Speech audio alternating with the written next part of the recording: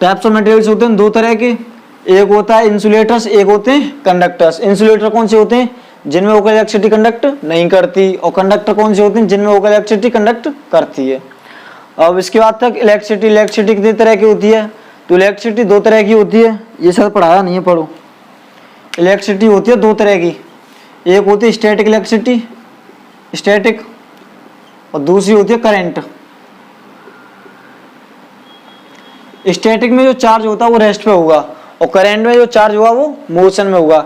Static के example, जो lightning होती है रेनी सीजन में, वो किसका एग्जांपल है? स्टैटिक का। दूसरा जो जीपीएस मतलब जो पॉजिटिव चार्ज का प्रोडक्शन है और नेगेटिव चार्ज का जो प्रोडक्शन है वो किसमें आएगा? Static charge. करंट इलेक्ट्रिसिटी में क्या आएगा? जो इलेक्ट्रिक करंट हम पूरा चैप्टर पढ़ेंगे वो करंट इलेक्ट्रिसिटी में आएगा। अब है इलेक्ट्रिक पोटेंशियल।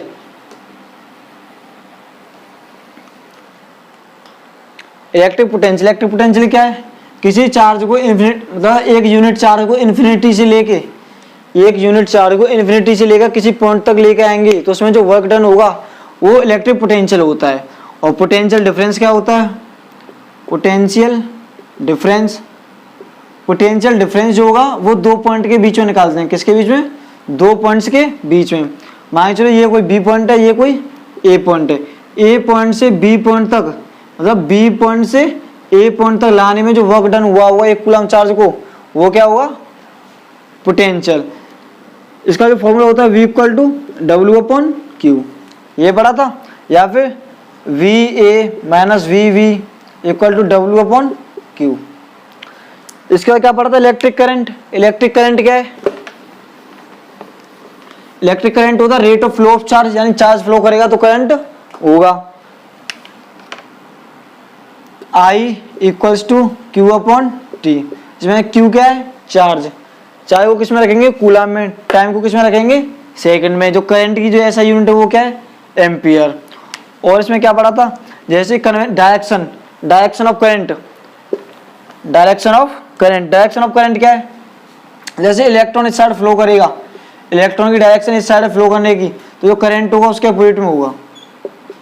इलेक्ट्रॉन इधर फ्लो कर रहा है तो करंट किधर होगा? नीचे की साइड, ठीक है ना, opposite to the flow of electrons. और सर्किट है, जैसे ये सर्किट है, ये रेजिस्टेंस है, रेजिस्टेंस हटा के वायर को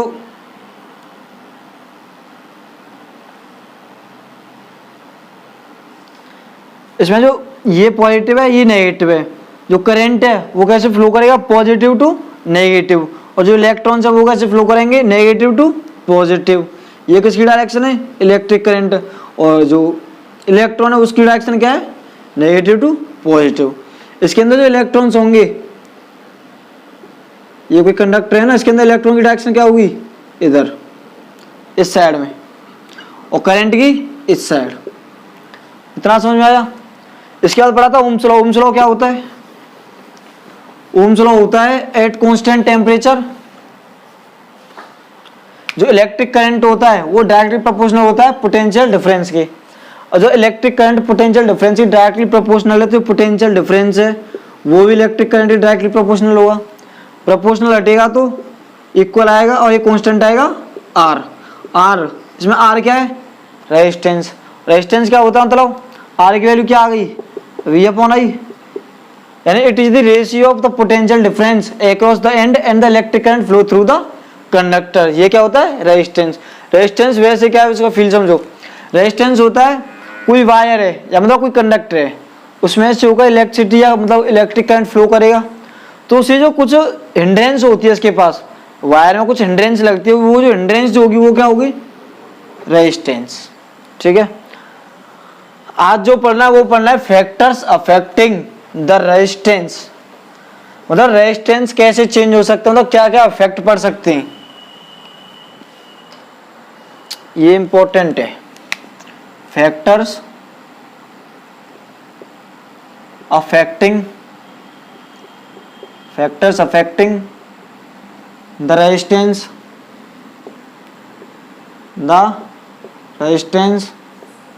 ऑफ कंडक्टर। ठीक है, ये टॉपिक डाल लिया। इसमें सबसे पहली हेडिंग पढ़ेंगे, सबसे पहली हेडिंग जो पढ़ेंगे वो पढ़ेंगे effect of length. Effect of length,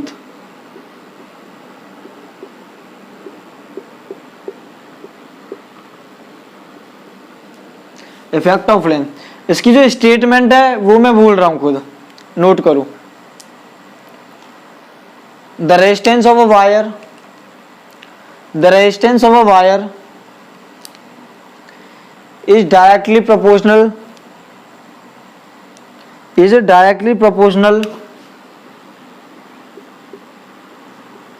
to the length of conductor। मतलब जो रेजिस्टेंस होता है वो कंडक्टर की जो लेंथ होगी उसके डायरेक्टली प्रोपोर्शनल होता है। ठीक है, ये इक्वेशन हो गई फर्स्ट। मतलब किसी वायर की हम लेंथ बढ़ाएंगे, किसी कंडक्टर की अगर लेंथ बढ़ाएंगे तो उसका जो रेजिस्टेंस होगा वो भी बढ़ेगा। अगर किसी कंडक्टर की लेंथ कम करते हैं, डिक्रीज करेंगे, तो उसका जो रेजिस्टेंस होगा वो क्या होगा, वो भी डिक्रीज होगा। डायरेक्टली प्रोपोर्शनल है ना। सेकंड, एरिया का affect of area of cross section of conductor, effect of area of cross section of wire या कंडक्टर। ठीक है, ये पढ़ो। ये कैसा होता है, इसकी स्टेटमेंट लिखो। The resistance of a wire या फिर the resistance of a conductor, the resistance of a conductor is inversely proportional to the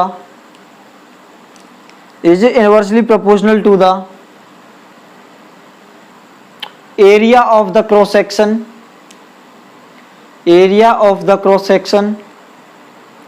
of conductor।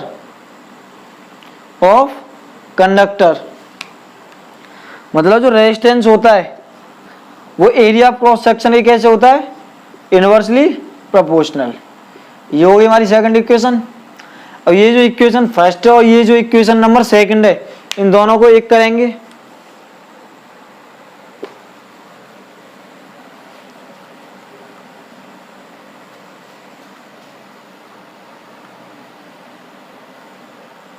Equation first using equation first and second. जो फर्स्ट इक्वेशन और जो second equation उनका use करके क्या third equation हम बनाएंगे, R proportional L upon A, L multiply 1/a यानी L upon A. और ये जो प्रोपोर्शनल का साइन है, प्रोपोर्शनल का साइन हटाने के लिए कुछ कांस्टेंट लाना पड़ेगा, इक्वल आएंगे तब तो जब प्रोपोर्शनल हटेगा तो इक्वल आएगा, और एक कांस्टेंट आता है तो कांस्टेंट क्या होगा, वो जो कांस्टेंट होता है उसे बोलते हैं रेजिस्टिविटी।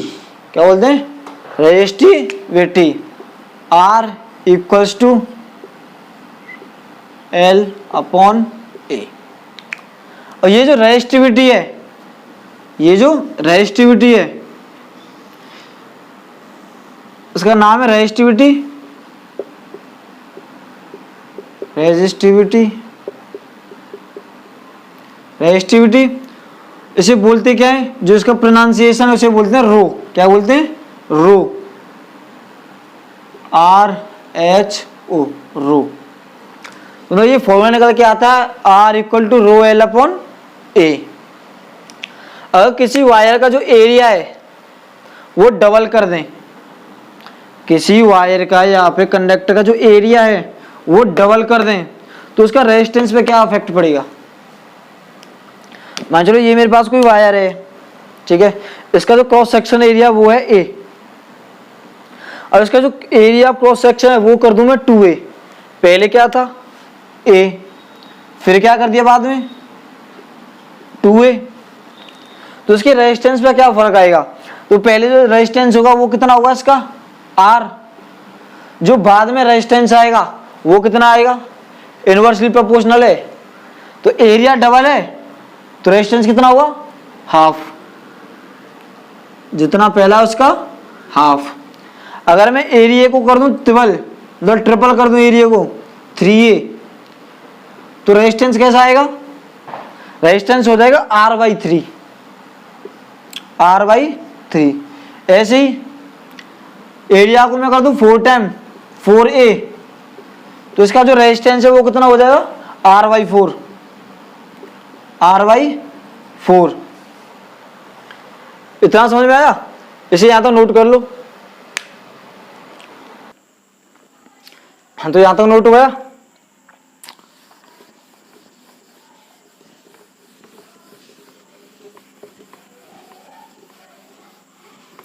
इसके बाद ये देखो, एक तो ये फॉर्मूला याद रखना है, इंपॉर्टेंट फॉर्मूला है, R equal to rho L upon A. एक दो न्यूमेरिकल भी कर लेंगे चलो इसके ऊपर। ये जो फॉर्मूला ये क्या है, R equals to rho L upon A. और इसमें जो रेजिस्टिविटी होगी यानी जो रो होगी उसकी ऐसा यूनिट निकालेंगे, ऐसा यूनिट ऑफ रो। तो rho equals to R A upon L, RA/L। Resistance की यूनिट क्या है, ओम। एरिया की क्या होगी, metre into metre, metre square. Length की क्या होगी, मीटर, मीटर से मीटर कैंसिल, क्या बची, यानी ऐसा यूनिट ऑफ, ये समझ यूनिट क्या है इसकी, यूनिट ऑफ रो। रेजिस्टिविटी कितनी आई, ओम मीटर। ठीक है, नोट हो गया। इसके बाद दो फैक्टर तो ये हो गए। ऐसा भी तो हो सकता है जैसे मैं एक कॉपर का वायर लूं, कैसा वायर लूं, कॉपर वायर। एक वायर ले लूं मैं नाइक्रोम वायर, तो दोनों का रेजिस्टेंस अलग होगा। क्यों होगा, क्यों होगा। जो तीसरा फैक्टर है वो है nature, nature of the material.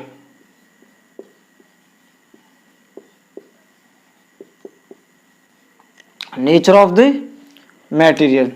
जैसे मैं दो वायर लूं, दोनों की जो लेंथ हो वो 1 मीटर हो, दोनों का जो एरिया क्रॉस सेक्शन हो वो कितना हो, ए, दोनों का ए और लेंथ दोनों की एल। तो इनके जो रेजिस्टेंस होगा वो किस पे डिपेंड करेगा, जिसका रेजिस्टेंस होता है वो डिपेंड करता है नेचर पे। ये कॉपर है, ये नाइक्रोम है, तो दोनों का जब एरिया बराबर लिया गया, लेंथ बराबर ली गई, तो चेक किया गया तो रेजिस्टेंस है, resistance of nichrome wire is 60 times more than of copper. मतलब कॉपर के एक वायर है उससे 60 गुना रेजिस्टेंस होता है किसका, निकेल का, नाइक्रोम का, सॉरी नाइक्रोम का, ये निकेल नहीं, नाइक्रोम है, ये नाइक्रोम। ठीक है, इतना हुआ। इसका जो चौथा फैक्टर है वो क्या है, चौथा फैक्टर है जब टेम्परेचर बढ़ाएंगे, यानी इफेक्ट ऑफ टेम्परेचर है, effect of temperature.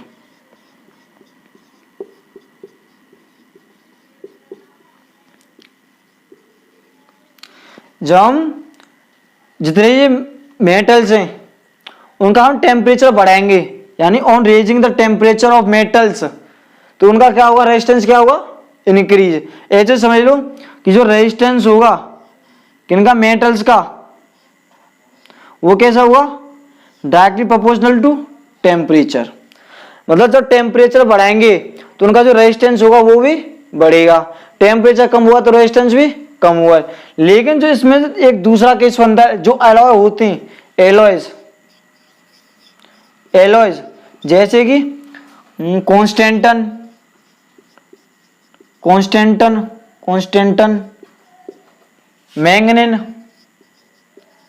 Manganin, nichrome, इनका अगर टेम्परेचर बढ़ाया जाए तो इनका जो रेजिस्टेंस होगा उनके ऊपर कोई ज्यादा खास फर्क नहीं पड़ेगा, रिमेन्स अनअफेक्टेड।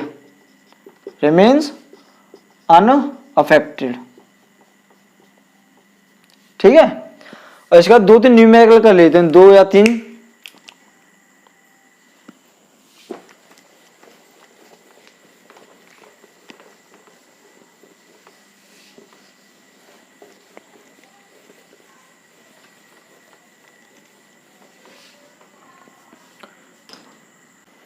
पहला क्वेश्चन देखो, हमारे पास कोई कॉपर वायर है जिसकी लेंथ है let's suppose 2 metre, area of cross section ले लेते हैं ए 4 मीटर स्क्वायर, और जो इसका रेजिस्टेंस है वो मान लेते हैं 5 ओम। इसमें कैलकुलेट करवा ले हमसे रेजिस्टिविटी, रो कैलकुलेट करना है, तो फॉर्मूला याद होगा तो सॉल्व हो जाएगा, नहीं तो नहीं होगा। R equals to rho L upon A. Resistance कितना है इसमें 5, रो कितना है पूछा है, एल कितना है 2, ए कितना है 4, तो सॉल्व हो जाएगा। 2 से 4 2, रो की वैल्यू कितनी आ गई 10 ओम मीटर। ठीक है, सेकंड क्वेश्चन, इसमें रो की वैल्यू दे दूं, कुछ भी ले लेते हैं, 1.2 into 10 to the power -6 ohm metre. इसमें रेजिस्टेंस क्या कर देते, रेजिस्टेंस या फिर लेंथ कुछ भी गायब कर लें, मुझे रेजिस्टेंस पूछा है। ठीक है, तो फॉर्मूला क्या है, R equals to rho L upon A, resistance पूछा तो R की R रखेंगे, रो कितना है 1.2 into 10 to the power -6, length कितनी है 2, एरिया कितना है 4, 2 से 4 2, ये रेजिस्टेंस कितना आया 0.6 इंटू 10 टू द पावर -6 ओम। इतना समझ में आया। इसका एक क्वेश्चन और लेते हैं,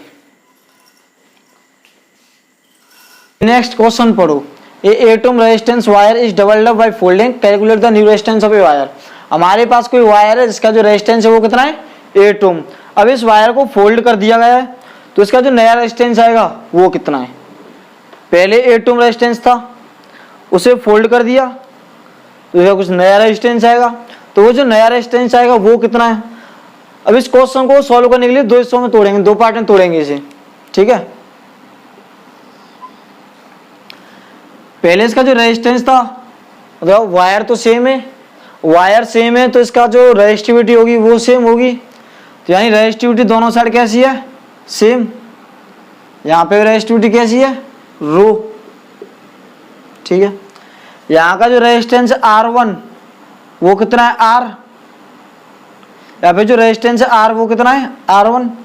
यहाँ पे जो रेजिस्टेंस हुआ वो कितना हुआ, R2। यहाँ पे जो लेंथ है, लेंथ वो कितनी है, L या फिर L1। यहाँ पे जो लेंथ हो जाएगी वो कितनी हो जाएगी, 2L मान लेते हैं से। ये जो लेंथ है पहले वो मान के चलो हमारे पास थी 2L लेंथ। लेंथ कितनी है, 2L, ठीक है। जो L1 है वो कितनी है, 2L। और जो L2 है, पहले लेंथ थी 2L, बाद में लेंथ हो गई L। लेंथ कितनी हो गई, L। इसका जो एरिया था पहले वो कितना था, A1।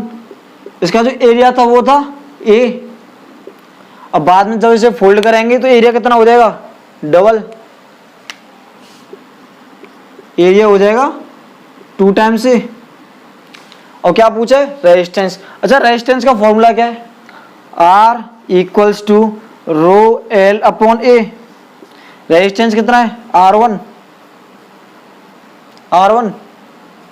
रो कितना है, रो। लेंथ कितना है, 2L। A कितना है, A। यहाँ पे R2 कितना है, R2 equal to rho, length कितनी है, L। एरिया कितना है, 2A, ठीक है। ये फर्स्ट इक्वेशन मान लो और ये सेकंड इक्वेशन। अब फर्स्ट इक्वेशन को सेकंड इक्वेशन से डिवाइड कर दो, या फिर जो सेकंड इक्वेशन है उसे फर्स्ट इक्वेशन से डिवाइड कर दो। तो फर्स्ट इक्वेशन है R1, इसे डिवाइड कर देता हूं। इतना नोट कर लो पहले, हो गया।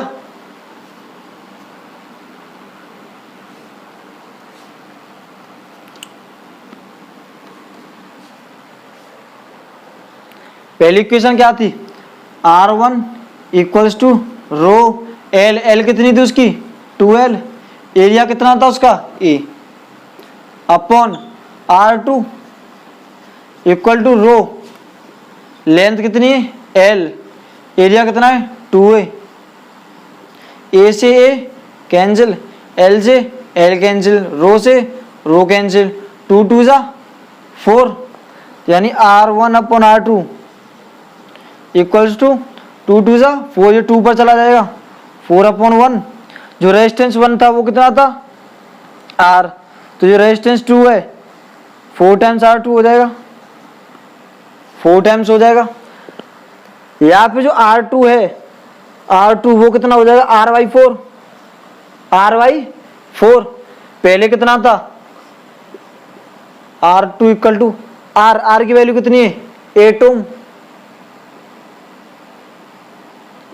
अपॉन 4।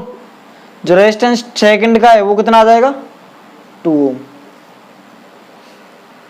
समझ में आया, दोबारा समझो। कोई वायर है हमारे पास जिसका रेजिस्टेंस है 8 ओम, उसे हमने फोल्ड कर दिया, और फोल्ड करने के बाद इसका कुछ नया रेजिस्टेंस होगा, तो रेजिस्टेंस कितना वो कैलकुलेट करना है, ठीक है। तो पहले लेंथ थी, पहले लेंथ मान लो इसकी थी 2L, बाद में कितनी हो गई, L। पहले एरिया था A, बाद में एरिया कितना हो गया, 2A। लेकिन जो रेजिस्टिविटी होगी वो तो सेम होगी। फॉर्मूला पुट कर दो, R1 equal to rho L upon A, same उसमें वैल्यू पुट करनी है, फर्स्ट इक्वेशन और सेकंड इक्वेशन। फर्स्ट इक्वेशन को सेकंड इक्वेशन से डिवाइड कर दो, तो R2 की वैल्यू जो R इक्वल टू 4R2 आएगा, R2 equal to R/4। R कितना है, 8 ओम, 8/4 2 ओम। अब इससे नेक्स्ट टॉपिक पढ़ेंगे वो पढ़ेंगे combination of resistance, combination of resistance.